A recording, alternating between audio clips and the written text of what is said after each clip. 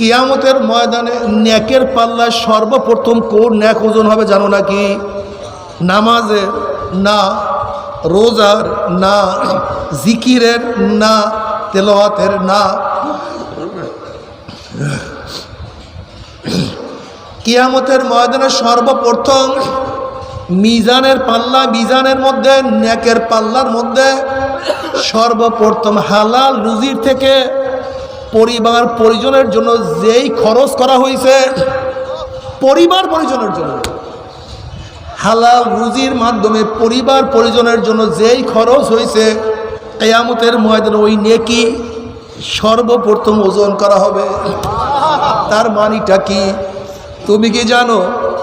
হালাল রুজির থেকে স্ত্রীর মুখের মধ্যে যতগুলি লোকমা দাও, প্রত্যেকটা লোকমা সৎকার সওয়াব হয়ে যায়।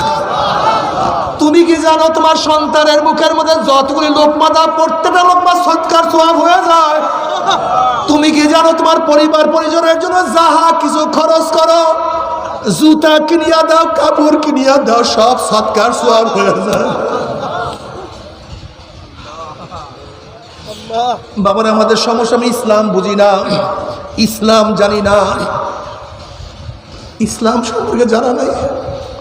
তুমি কি জানো তুমি দোয়া পড়িয়া সুন্নাত অনুযায়ী শুইবা, জিকির করতে করতে ঘুমাইয়া যাবা, যতক্ষণ ঘুমের মধ্যে থাকবা জিকিরের সওয়াব হইতে থাকবে।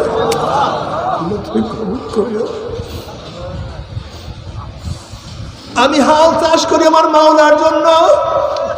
কাসমুল হালাল ফারিজাতুন বাদাল ফারিজা, ফাইজা কুদিয়াতিস সালাতু ফান্তাশিরু ফিল আরদি ওয়াবতাগু মিন ফাদলিল্লাহ ওয়াজকুরুল্লাহ কাসীরা। আমি দোকান করি আমার মাওলার জন্য, যেহেতু আমার মাওলা হালাল রুজি কামাই করাকে ফরজ করিয়া দিছে, এর জন্য আমি কামাই করি। আমি কৃষি করি আমার মাওলাকে পাওয়ার জন্য।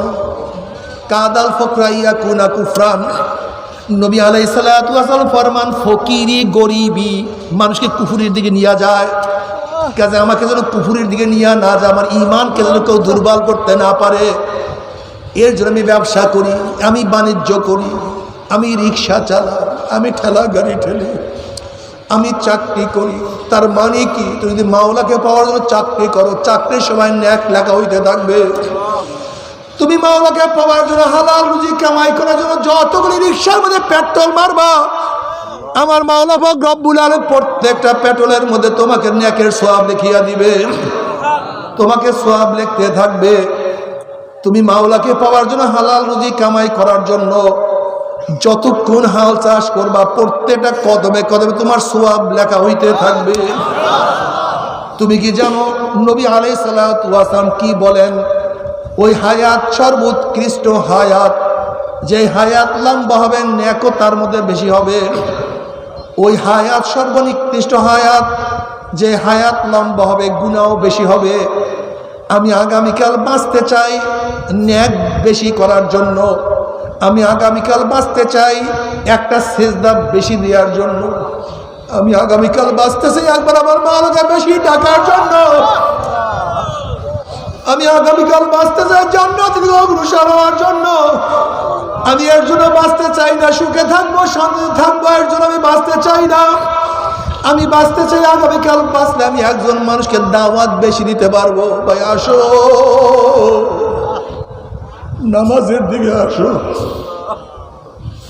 ভাই আসো, রোজার দিকে আসো, ভাই আসো, দিনের দিকে আসো। আমার মুসলমান বাবারা, যদি পায়ে হাত দিয়া মানুষকে নামাজ পড়াইতে পারো, পায়ে হাত দাও। বাজে বাজে বারবার পায়ে হাত দেওয়ার বলা, চলো ভাই নামাজের মধ্যে যাই।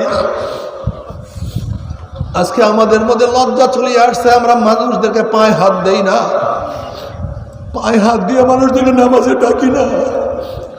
অথচ আমি আল্লাহর কসম করে বলতে পারি, যদি কেউ এখানে এসে বলতে পারে হুজুর এই সবার সামনে আমার পাও ধরলে আমি আর নামাজ কাজা করব না, বাবা আমি আল্লাহর কসম করে বলতে পারি তোমার 100 বার পায়ে ধরতে রাজি আছি, তোমার 100 বার পায়ে ধরবো, তারপর নামাজ পড়ো। যদি বলো হুজুর আমার পাও ধরলে আমি আর দাড়ি কাটবো না, বাবা তোমার 100 বার পায়ে ধরতে রাজি আছি, তারপরে দাড়ির মধ্যে বুঝ দিও না। যদি বলে হুজুর আমি দিনদার হয়ে যাবো, আমার পাও ধরলে আমি দিনদার হয়ে যাবো, বাবা সবাই সামনে তোমার পাও ধরিয়া ঝুলিয়া পড়বো, দিনদার হয়ে যাবো। বাবারে তুমি কি জানো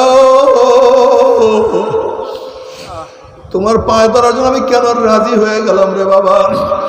তুই বলতো যে আমার কি, আপনার কি গরজ জাহান্নামে আমি যাব, আপনি আমার পায়ে ধরতে কেন যাবেন? বাবা তুমি যখন রাস্তা থেকে হাঁটিয়া যাও, যদি দেখো একটা বাচ্চা পুকুরের পাড়ে পানি নিয়ে খেলা করতে আছে, বাচ্চা পানি নিয়ে খেলা করে, সে ঠাট্টা মারিয়া হাসি মারতে আছে, তুমি বাচ্চাকে চেনো না, কিন্তু যদি মানুষ হয়ে থাকে ওই অবস্থায় বাচ্চাকে পুকুরের পাড়ে তুমি রাখিয়া যাইতেই পারবা না। যখন তুমি বাচ্চাকে তুলতে যাবো, বাচ্চার বাগান লাথি দিবে, কামড় দেবে, গালি দিবে, তখন তুমি বাচ্চাকে বলবো রে বাচ্চা তুমি তো জানো না, তুমি পানির খেলার মজা পাইয়া পানির সাথে খেলাধুলা করতে আসো।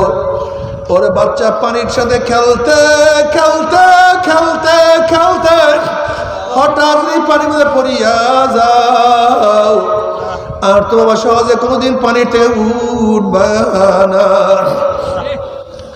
বাবারা আমরা কোরআন এবং হাদিসের দৃষ্টিতে দেখতে আসি, কতকে আল্লাহ পাকের বান্দা ভাই নামাজ কাঁচায় মজা পাইয়া, রোজা ছাড়ায় মজা পাইয়া, দাড়ি কাটিয়া যুবক সাজায় মজা পাইয়া, বেপর্দা জেনার মধ্যে মজা পাইয়া, সুদে ঘুষে মজা পাইয়া, গান বাজনায় মজা পাইয়া, জাহান্নামের কিনারায় বসে খেলাধুলা করতে আছে, আনন্দ ফুর্তি হাসি তামাশার মধ্যে লিপ্ত হয়ে আছে।